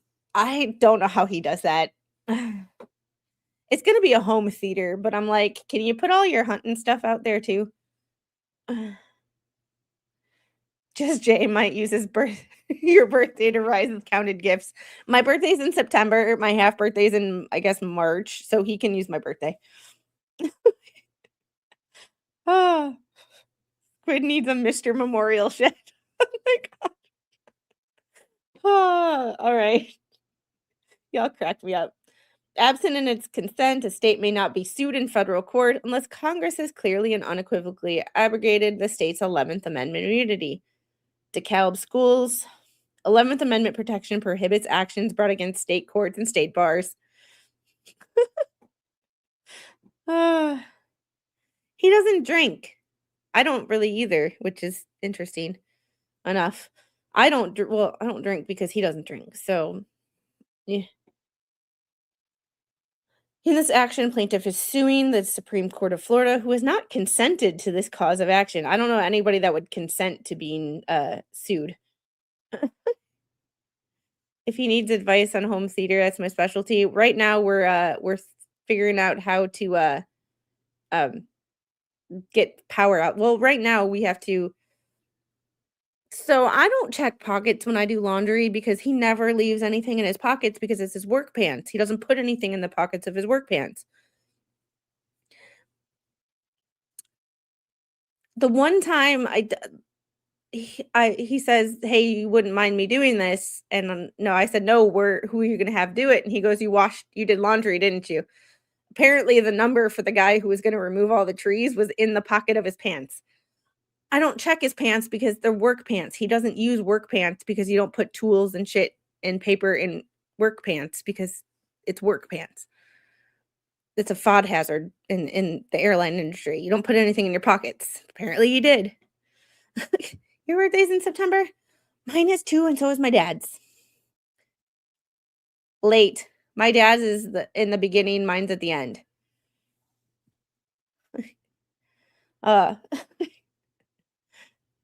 Tammy Main, thanks for the $5 super chat challenge for a bench, but Squid gets hers before they get one for Otter Creek. I bow to your derailing abilities. See, the problem with people saying this stream gets derailed is this particular stream actually had to have rails in order to get derailed. This is just our make fun of lips and have fun on a Monday because Mondays generally suck and are stressful. This is just our make fun of lips stream. This is what we do.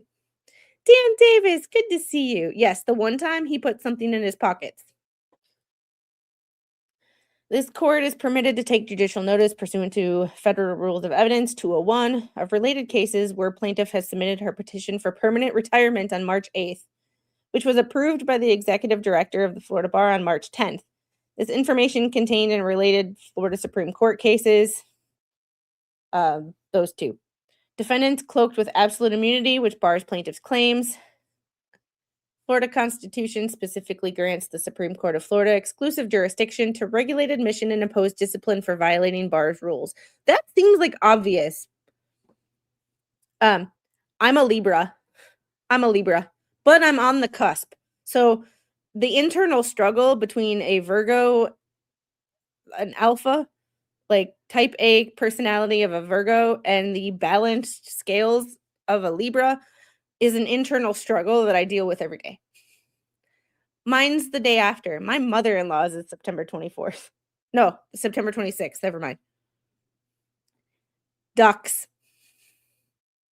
I do too, though. So we have my me duck stream. But the last time I went hunting is when I was puffy and 8 weeks pregnant. So it's been a while. Whee.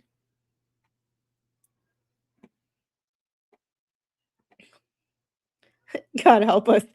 Now you understand the struggle.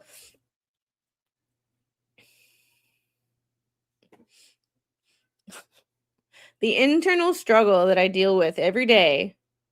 Like, your mother-in-law's a groundhog. I posted a story on my to my Facebook that says if that groundhog sees his mother effing shadow, he's gonna be in my crock pot. Well, apparently I'm making groundhog soup. Making fun of lips is worth a super chat. This is what happens when you call me a felon. I will not sue you because 1, that takes too much time, effort, and money that I don't have. 2, she doesn't have any money to give me if and when I were to win. So the one thing I can do is take away any dignity that she has left by putting her dirty laundry that she puts in public filings, and I can embarrass the shit out of her and get under her skin because the only reason to call people names for reading public documents is it shows people that reading those public documents gets under your skin. And if I do something that gets under someone's skin who I particularly don't like, and they let me know that it gets under their skin by acting a certain way, I'm going to keep doing it because I'm petty. And you can call petty childish. That's fine. It's okay. I'm not always like this. But when you call me a criminal for reading publicly available documents, we gonna get petty. We gonna live in the pettyverse, and we gonna make some comments about it. And I have content until at least 2027, once a week. And it's a lot more fun than talking about unaliving trials and horrible things that go on in the world.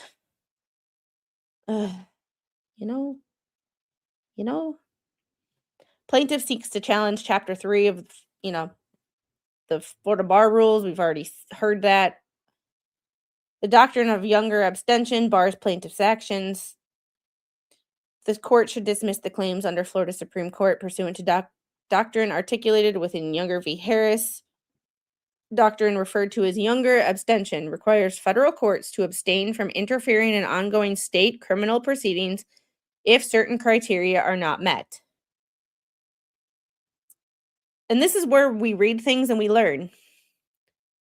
So I like learning.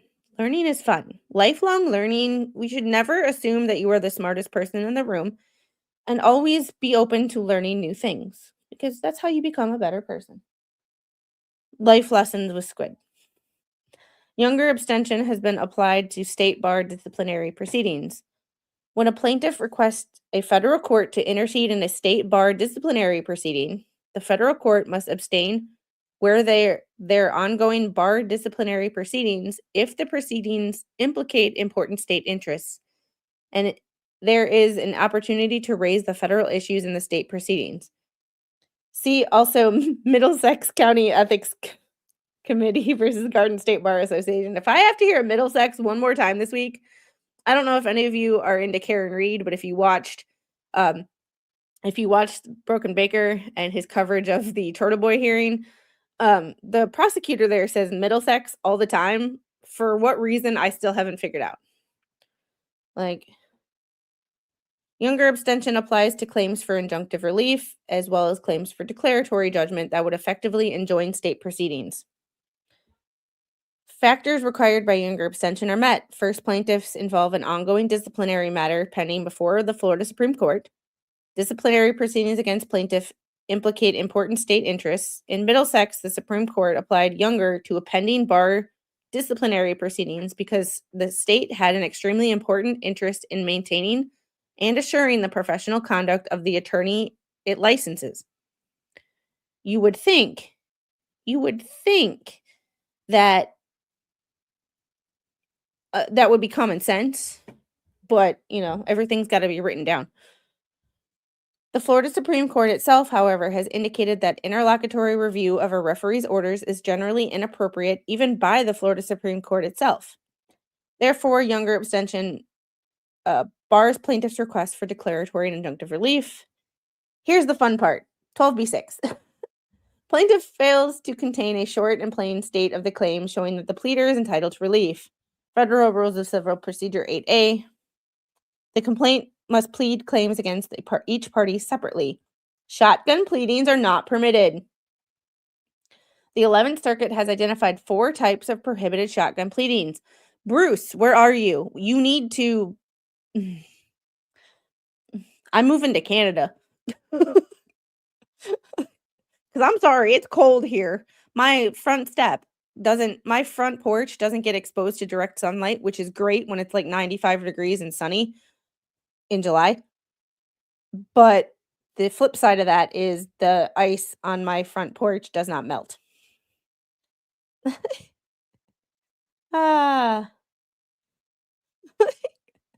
Trial by combat, not okay. But Bruce, the 11th Circuit has identified 4 types of prohibited shotgun pleadings. You should have taken note of this document last year.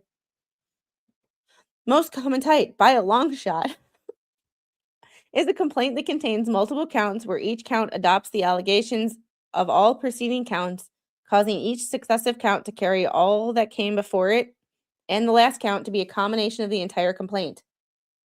The most common type, at least as far as published opinions on the subject reflect, is a complaint that does not commit the mortal sin of realleging all preceding counts, but is guilty of the venial sin of being replete with conclusory, vague, and immaterial facts, not obviously connected to any particular cause of action. It's like when you trauma dump. Immaterial facts. Facts that don't matter. The third type of shotgun pleading is one that commits the sin of not separating in a different count each cause of action or claim for relief. Fourth and finally, there's the relatively rare sin of asserting multiple claims against multiple defendants, without specifying which of the defendants are responsible for which acts or omissions, or which of the defendants the claim is brought against. The unifying characteristic is all types of shotgun pleadings is that they fail to one degree or another, and in one way or another, to give the defendants adequate notice of the claims against them and the grounds upon which each claim rests. Don't want to... Y'all, you do remember, just because I live in Georgia, I am from Wisconsin. So, even though I don't like the cold because my body hates the cold, my pain hates the cold. Apparently, the normal level of pain that one experiences at rest is supposed to be a 0. That's not how it works for me. And the cold makes it worse. So I am from Wisconsin, so I do know what it's like to live where the air hurts your face. And it's cold here, but I'm talking about like I have to wear a jacket and shoes, kind of cold. I can't wear flip-flops. Okay, okay. Mama mode engaged.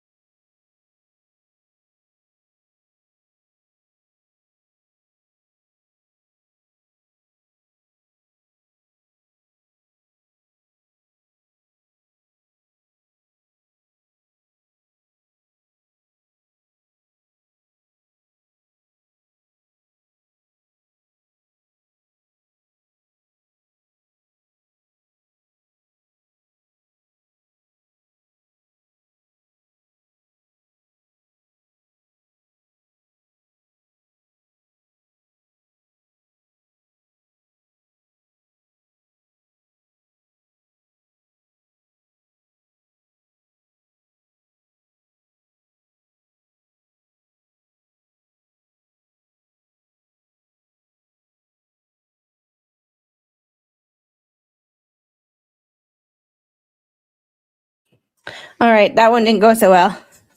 that one didn't go so well. But it's okay. It's 3:45 and that was the first time today we had an accident. We're good. We're good. All right. Courts routinely dismiss complaints that fail to comply with the pleading standards of the Federal Rules of Civil Procedure. Federal courts have discretion to dismiss pro se claims if they lack an arguable basis in either fact or law. Seems like common sense, once again. This court should dismiss the second amended complaint for engaging in prohibited shotgun pleading. Plaintiff's complaint improperly asserts multiple claims against multiple defendants without specifying which of the defendants are responsible for which acts or omissions. Oh yeah, she came in and was like, I gotta go. But the good thing is there's no tears anymore. We realize it's an accident. It's going to happen. No one's upset. There's no tears. There's no crying about it. We just change, clean up, wash our hands, and go. So,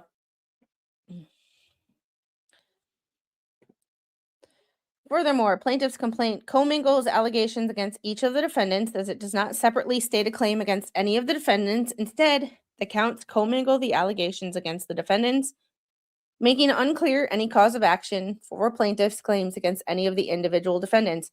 I feel like this is why you don't write when you're emotional. This is why you don't write an email when you're emotional. This is why you don't text people when you're emotional. This is why you don't write a legal filing when you're emotional. Because when you're emotional, shit doesn't go right. I'm not saying that she was ever a good lawyer because I honestly don't know. However, I can imagine that she was a much better lawyer when she was not overly emotional and trauma dumping. When she was working on somebody else's case that she could remove herself from and not get personally involved and overly emotional, her writings probably were much better. When she is writing the pleadings herself and she is pissed and you can see her go from normal to agitated to unhinged, it looks like she takes a break, comes back, things look normal. You can, like, I'm not a lawyer, but I could not do that. Yeah, never make important decisions when emotional. This is where it's like my dad taught me never make decisions based on emotion because emotions can change minute to minute. Facts take days, weeks, months, sometimes years to change. Whereas you can be in a good mood 1 minute, someone can tell you something, give you bad news or whatever, and you will be pissed off. And if you make a decision based on whatever mood you're in that particular minute, life is hard. Life is hard. Yeah. Oh my goodness. I sent a neon board from the Amazon list for the potty challenge gift. Let her know sometimes us old ladies have accidents too. Mama bladder with double unders at the gym. The recipe for peeing yourself. Sorry, Lori, we shouldn't kick people. That's why I didn't kick her out. She just left. Unless one of y'all kicked her out, because I didn't. I was going to, and then I was like, wait, I don't do that. It's just funny because I remember her from like a year and a half ago. It had to be more than a year and a half ago because I was at my other house. We've been here. Next week will be a year. Ooh, February 18th will be a year in this house. When I'm sick and hurting, it's pitiful what comes out of my mouth. Yeah. When I don't feel good and I'm having like a bad pain day, yeah. Never would have guessed. Never would have guessed. You not listen? Never. All right. Plaintiff must make more than a vague conclusory assertions. Ashcroft v. Iqbal, everybody's favorite case to cite. Complaint must contain sufficient factual matter, accepted as true, to state a claim to relief that is plausible on its face. I feel like I could recite that with my eyes closed, like in my dreams. In the instant case, plaintiff fails to properly articulate the required factual allegations against defendant. Plaintiff, furthermore, fails to allege any specific facts to support her contentions and conclusions. Plaintiff has failed to plead any injury. In fact, a plaintiff's obligation to provide the grounds of entitlement to relief require more than labels and conclusions, and a formulaic recitation of the elements of a cause of action will not do. Bell v. Twombly.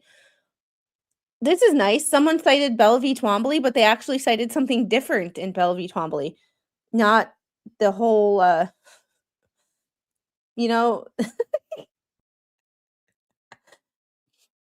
just going to leave that one right there.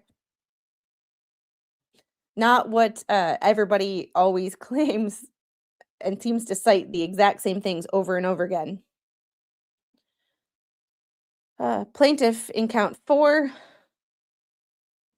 of her second amended complaint appears to bring a claim against defendants for violating statute 760-1.01 Florida statutes. This section of the FCRA prohibits discrimination based on a protective class and states, the general purpose of Florida Civil Rights Act of 1992 are to secure all individuals within the state freedom from discrimination because of race, color, religion, sex, pregnancy, national origin, age, handicap, or marital status, and thereby to protect their interest in personal dignity, which she has none, so I don't know why she tried to claim this, to make available to the state their full productive capacities to secure the state against domestic strife and unrest, to preserve the public safety, health, and general welfare, and to promote the interests, rights, privileges of individuals within the state.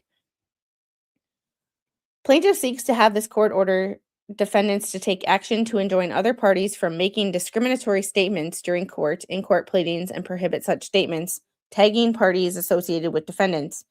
There are no plausible facts alleged that defendants had or have any control over the individuals who purportedly disseminating this information. Thus, dismissal is appropriate on this ground. This is so like Judge Grudge. So Judge Grudge. Plaintiff fails to plead essential elements required for declaratory relief. Federal Declaratory Judgment Act permits federal courts for substantial discretion in determining whether to declare the rights of litigants. The Supreme Court emphasizes the statute permits but does not require a federal court to issue a declaratory judgment. District court should consider the following facts: considerations of practicality and efficient judicial administration, the functions and limitations of federal judicial power, traditional principles of equity, comity, and federalism, the 11th Amendment, and other constitutional concerns, public interest. Pursuant to these enumerated factors, plaintiff's complaint does not warrant federal declaratory relief. Plaintiff has failed to plead any essential elements for required declaratory relief. Plaintiff has furthermore failed to demonstrate any existing controversy and has failed to show a practical need for the declaration. Conclusion. Defendant respectfully requests this honorable court grant this motion to dismiss with prejudice. Plaintiff lacks standing to bring this lawsuit. Further, the action is barred pursuant to the 11th Amendment and fails to state a cause of action. Defendants are cloaked in absolute immunity.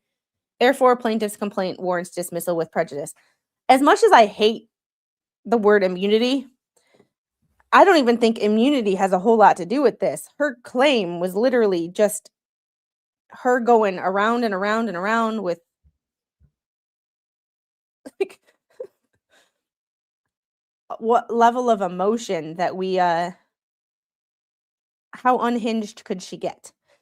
So in this guys, not one time did they ever bring up her mental health. They did not accuse her of anything. They did not bring up any emotion. This was like a robot wrote it. This was nothing. Like this was, I mean, yeah, we took 2 hours to read it, but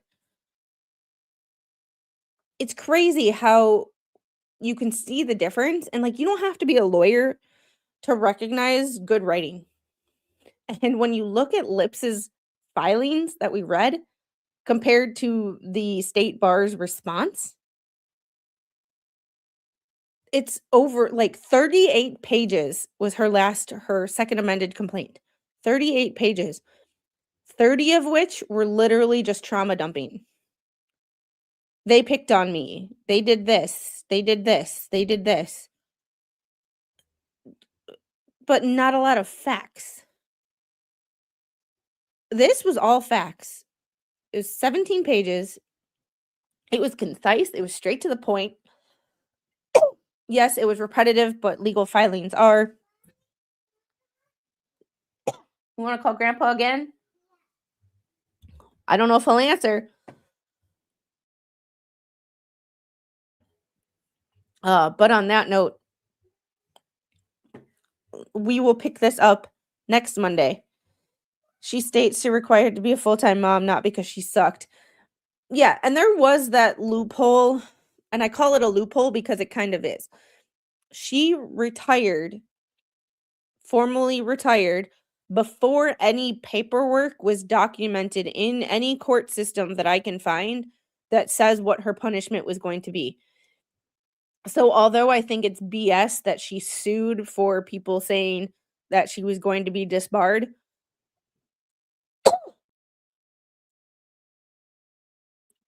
because I think that was the way it was headed. However, because it wasn't formally written down, it was one of those loopholes of I saw the logic. And this is where people got mad at me, because to see someone's logic, I don't have to like or agree with someone's logic to be able to see what logic they are using to make the decision they're making. I don't have to like someone to see the playbook that they are using. It's like a football team. You see the other person's play. You don't like it. You think it's a really bad play, but you can kind of see it. That's kind of what it is here. I don't have to like somebody or agree with somebody to see what logic they are what logic they're kind of using. You want okay, you have okay. All right. On that note, guys, I have to go, and you want to say bye? Want to say bye? Bye-bye. Guys, hugs. I love you. I do. All right. Yep. Landing the yeet soon. I do want to set us up to redirect. I have us set up to redirect to Mo because I wasn't sure how long that was going to take us. However, Lori unsubscribed. I lost a subscriber during this stream. Also, I lost a subscriber. Oh no. Oh no. Oh no. And 4 people didn't like the stream. Lips and Chips must have not liked it. And I don't know why. I was going to call him by his name Michael. However, when you co-sign your wife calling people felons when you know they are not, that is a I no longer care, you know? So I did reset up to go over to Mo's stream. She has a new one set up. She went live a little while ago. She is streaming Petty Express, Brother Betrayal, Paul Canero, Day 12. No, not you. Not you. Different Lori. Scroll to the first 10 minutes of the stream. I will post a screenshot on Twitter or somewhere. I'll post a screenshot somewhere. Yeah, not you. The other Lori. This Lori was on my first ever live stream when I couldn't even figure out how to add myself to the stage. When the first time I ever went live in StreamYard, when I couldn't figure out how to use StreamYard, it was really bad, and she's been here since like day one. So this Lori's the good Lori. this Lori's the good one. Why am I still here? Oh yeah, it was funny. It was funny and very pathetic at the same time. All right, and y'all have a great day. Spawn, can you eat us out of here? 3, 2, 1.